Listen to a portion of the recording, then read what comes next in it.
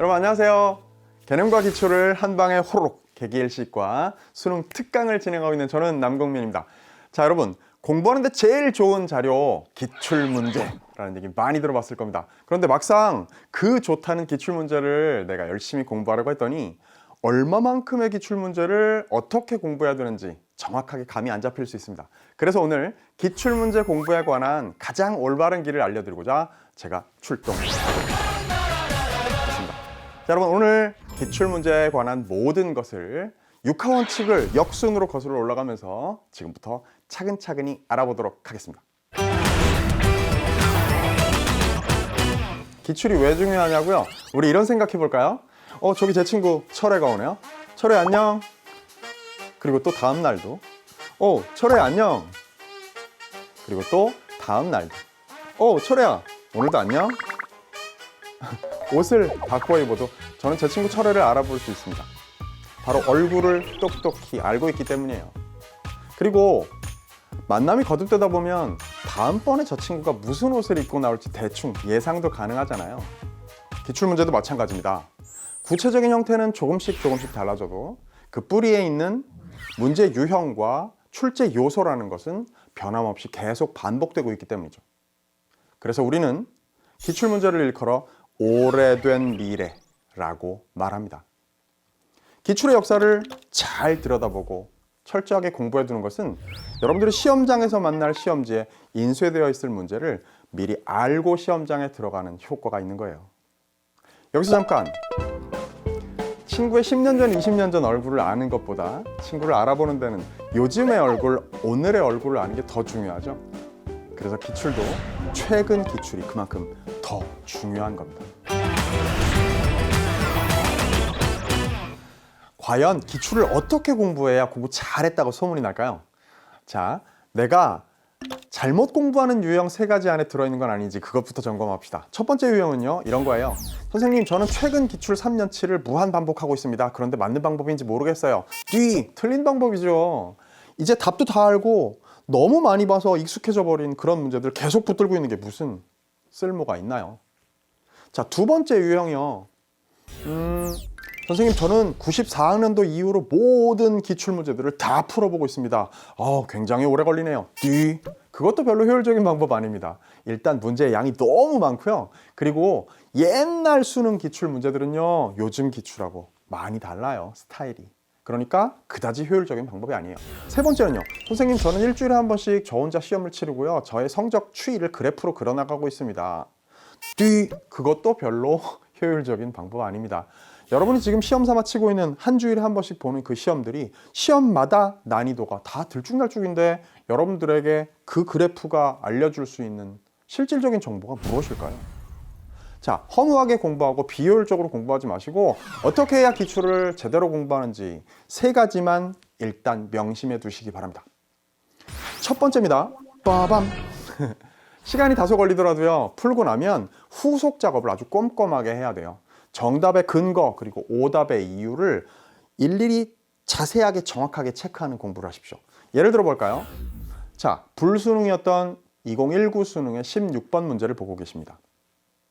그런데 선지 1번 그리고 선지 2번은 지문 안에 저렇게 그 내용에 부합하는 정보가 들어있네요. 3번은 어떤가요?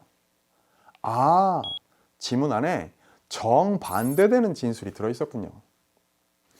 얘는 왜 맞고 얘는 왜 틀린지 이것들을 꼼꼼하게 체크하고 그걸 확인할 수 있는 힘을 길러야 여러분들이 수능에 가서 짧은 시간 안에 각 선지들의 정오 판단을 원활하게 해낼 수 있는 힘이 길러지는 겁니다.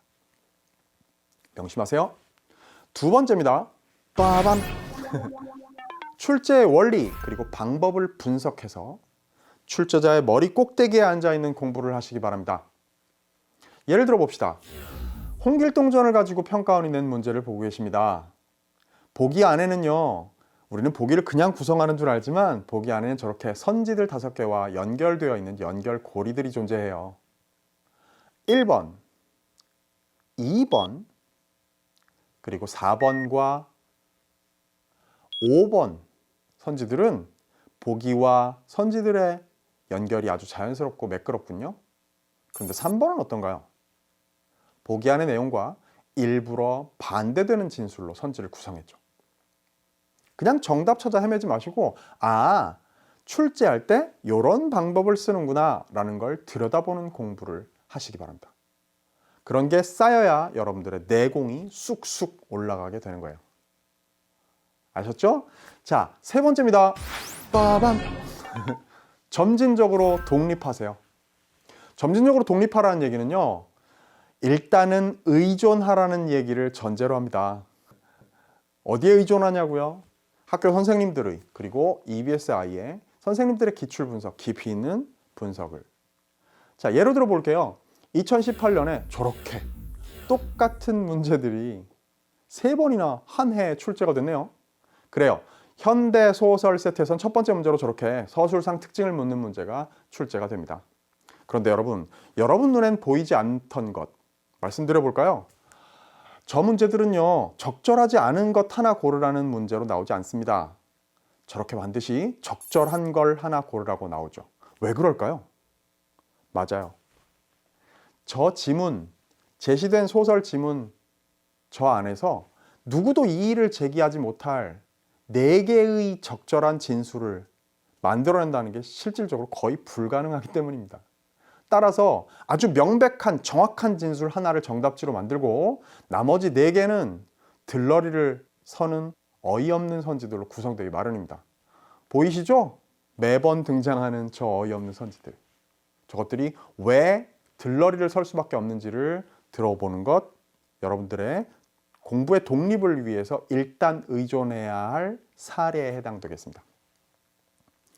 EBSI에는요, 제 강의들을 비롯해서 이렇게 기출을 깊이 있게 다루고 여러분들이 알지 못하던 곳까지 속 시원하게 알려드릴 수많은 강의 그리고 교재들이 준비되어 있습니다. 선생님의 시범을 자꾸 흉내내세요. 그러면서 자기의 내공을 기르십시오. 그러고 나면 이제 비로소 기출문제를 다루는 독립을 하십시오. 근데 그때 명심하세요. 시간 안에 풀어내겠다가 중요한 게 아니고요. 더 많은 걸 혼자서도 캐낼 수 있게 그렇게 공부하겠다. 그 생각을 하십시오. 시간 조절 문제요. 그건 3학년 1학기 지나고 여름방학 이후에 몇 달 집중하면 충분히 해결할 수 있습니다. 이해되셨죠? 똑바로 제대로 공부합시다. 구체적으로 기출공부의 대상과 범위는 어떻게 될까요?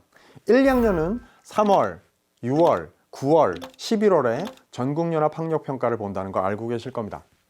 그리고 3학년은요, 시험 더 많이 치르죠. 매해 7차례 시험이 치러집니다. 3월, 4월, 6월, 7월, 9월, 10월, 그리고 11월이에요. 자, 알다시피 3월과 4월, 7월과 10월은 교육청에서 주관하는 전국연합학력평가고요. 그리고 6월과 9월은 평가원이 11월을 예비하기 위한 모의평가를 실시하게 되어 있습니다. 한 해에 이렇게 7차례나 시험을 보니까요. 최근 3년치만 따져도 총 7, 3은 21, 21번의 시험. 그게 우리의 분석 대상으로 확보가 되는 거고요. 5년치로 늘려볼까요? 그러면 7, 5, 35. 아마 플러스 알파가 될 겁니다. 왜냐고요? A, B형 나뉘었던 시절까지 있으니까요. 그러면 꽤 많은 양이 최근 5년치만 해도 여러분들의 공부 꼼꼼한 분석의 대상이 될 수 있는 범위로 확정될 수 있다는 거죠. 그리고 그게 더 부족하다? 조금 더 거슬러 올라가세요. 그런데 이거 하나 알아두십시오. 그해 6월에 치러진 모의평가는요. 그해 10월 학력평가에 지문 구성이나 문제 유형에 영향을 주게 되어 있고요.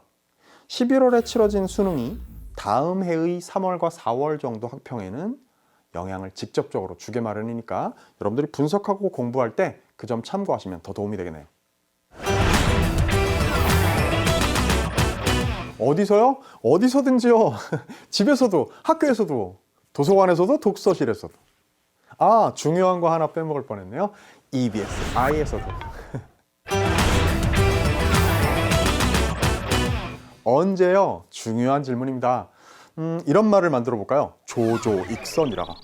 이르면 이를수록 좋으니라. 공부엔 단계가 있습니다. 개념 단단하게 다져야 되고요. 그 위에서 뭘 좀 알게 된 눈으로 기출을 면밀히 분석해야죠. 그 다음에 연계 교재를 중심으로 한 실전의 능력을 향상시켜야 합니다. 그러자니 1단계, 2단계에 해당되는 기출 공부까지는요, 되도록 빨리 마칠수록 여러분들의 성적 향상에 도움이 되겠죠? 자, 언제까지 기출 붙들고 늘어지는 공부할 수 없습니다. 수능 코앞에 두고 있는데 그때까지도 기출과 씨름할 수는 없어요. 부지런히 서두르세요. 함께 열심히 공부해서 늦어도 3학년 1학기 여름방학 이전에는 내가 기출을 꿰뚫었다. 최근 경향 나 잘 알고 있다. 출제자의 머리 꼭대기에 앉아있다 나. 이렇게 얘기할 수 있게 함께 노력하도록 합시다. 누가요?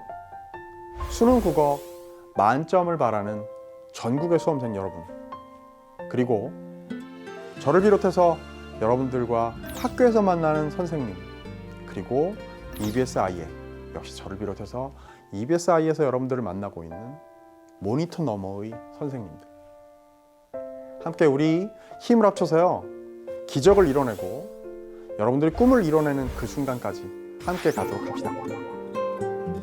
열심히 공부하기 위해서 강의에서 만나죠. 안녕.